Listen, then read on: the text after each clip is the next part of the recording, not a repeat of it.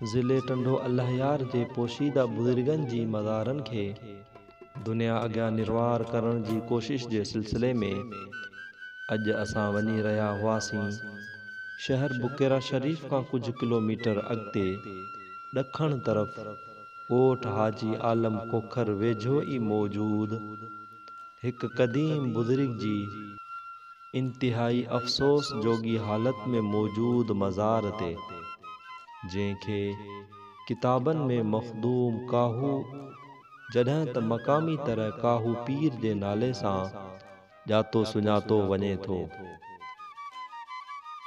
जॾहिं हिन क़ब्रिस्तान में दाख़िल थिजे थो त ही क़ब्रिस्तान कंडनि देवियुनि खबड़नि में ढकियल नज़र अचे थो, जंहिं सबबि हिते क़दीम आसारनि जी ॻोल्हा घणी मुश्किल मालूम थिए थी।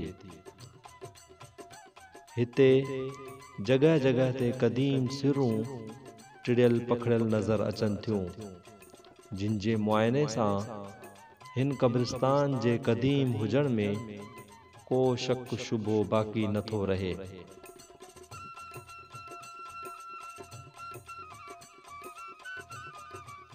चवनि था त हिते समन जी का नंढड़ी बस्ती हुई जंहिंखे ॼामपुर सॾियो वेंदो हो ऐं समन जी हुकूमत जे ख़ात्मे खां पोइ ही बस्ती बि वीरान थी वई।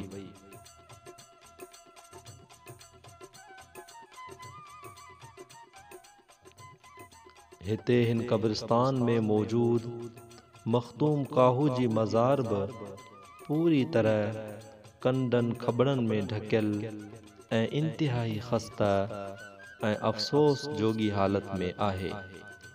हिन बुज़ुर्ग जे मुतालिक़ तफ़सीली तारीख़ी मालूमात नथी मिले, पर कुछ क़दीम रिवायतनि मुताबिक़ मखदूम काहू मशहूर व मारूफ बुज़ुर्ग शेख भिरकियो आचारी रहमतुल्लाह अलैह जो इब्तिदाई उस्ताद हो।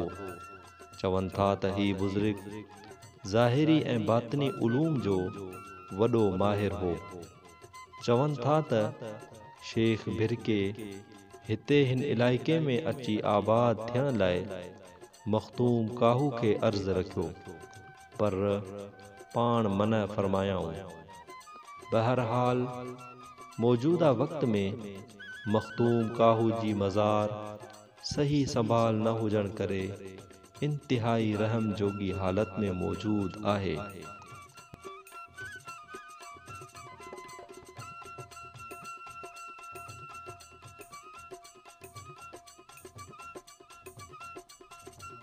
शेख भिरकियो आचारी रहमतुल्लाह अलैह जी मज़ार मथां हिकु आलीशान मक़बरो ठहियल आहे, पर संदुस उस्ताद मखदूम काहू जी मज़ार सही संभाल न हुजण करे इंतिहाई रहम जोगी हालत में मौजूद आहे।